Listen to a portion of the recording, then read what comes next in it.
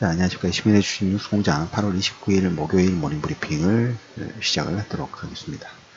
오늘 첫 번째로 코멘트를 드릴 내용은 다우존스가 1% 정도 상승을 했습니다. 1% 상당히 퍼센트지보다 주변 상황 자체가 그렇게 썩 좋은 편은 아닌데도 불구하고 1% 지금 장단기 금리차 우리가 익숙하게 좀 알고 있죠. 최근 들어서 3분기에 미국 국채의 장단기 국채의 금리 역전 부분들이 진행이 좀 되고 있습니다. 어떻게든 2년물이 더 비싸게 금리가 더 높게 진행이 되고 있는 게 현재의 상황입니다. 그만큼 글로벌 전체적으로 침체에 대한 불안 심리가 금리에 녹아 들어갔다고 보시면 될 것 같은데 그럼에도 불구하고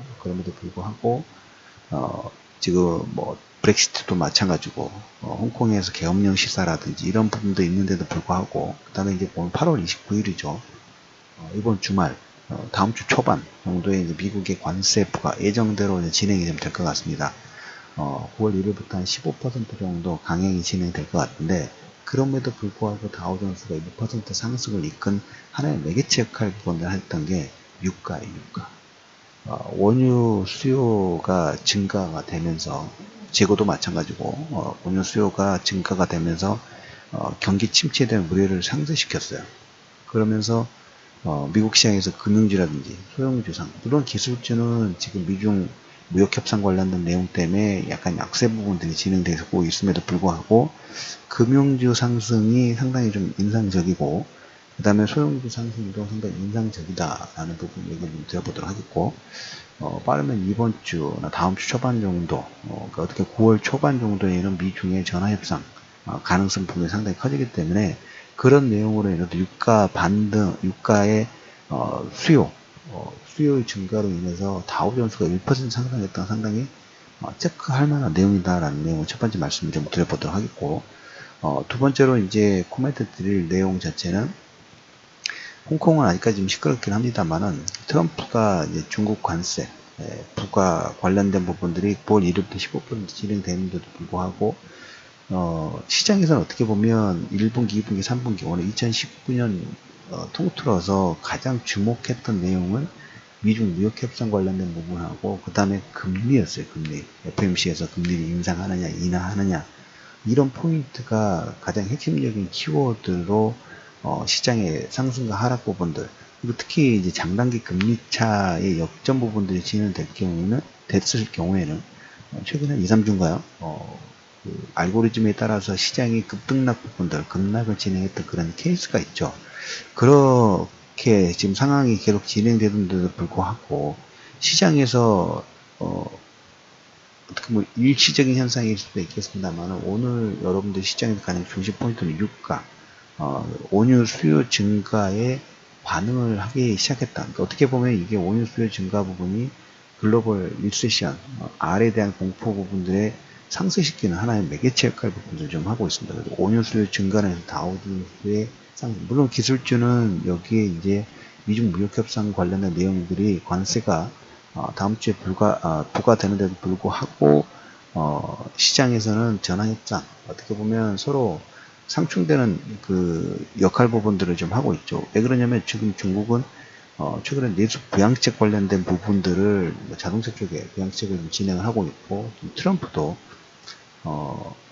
옥수수를 최근에 일본이 사면서 아베 같은 경우는 일본 자체적으로 문매를 맡고 있는데 트럼프 입장에서는 옥수수를 중국에서 일본 쪽으로 바꿨기 때문에 그 내용 부분들은 괜찮은 것 같아요. 그런데 이 옥수수라든지 대두 이용한 바이오 에너지 관련된 정책 그러니까 어떻게 보면 이거죠. 중국도 부양책 관련된 부분들 진행하고 트럼프도 부양책 관련된 부분들을 지금 준비를 하고 있다는 이런 내용들이 녹아 들어가 가지고 다우존스의 상승을 이끄는 이 부분에 원유 수요 증가라는 내용 글로벌 전체적으로 원유 수요 증가라는 내용 자체가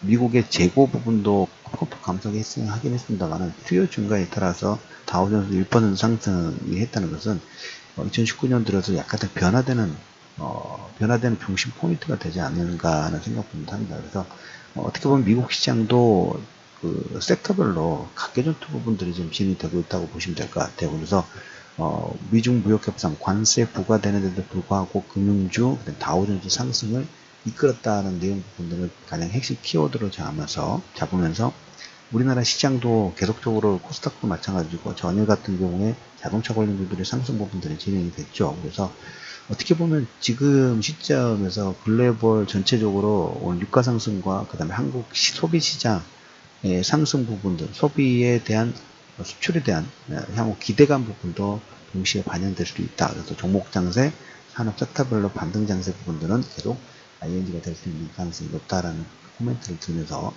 오늘 그 박근혜 씨하고 이재용 씨의 대법 선고 부분들이 좀 예정이 좀 되어 있습니다. 이 내용은 최근에 삼성물산, 삼성바이오로시로 소폭 반등 부분들이 이끌었던 그런 케이스들이 있는데 그런 부분들 대법 선고 부분들 어떻게 진행되느냐에 따라서 삼성바이오로직스까지 물론 이제 몇몇 종목군, 어제 셀트리온 헬스케어라든지 셀트리온 관련 종목군들은 이제 어떻게 보면 저점의 가능성도 상당히 높고 있습니다. 여기도 보면 개별 종목군 따로 이슈 모멘텀 따라 움직이고 있죠. 그래서 오늘 이재용 씨하고 박근혜 씨의 선고 부분들도 장중에 체크해 보실 필요가 있다는 코멘트를 드리면서 유가 상승, 그다음에 유가 소비 증가에 대한 기대감으로 다우존스가 1% 상승 코멘트를 했다는 부분 말씀을 드리면서 8월 29일 모닝브리핑을 마무리하도록 하겠습니다.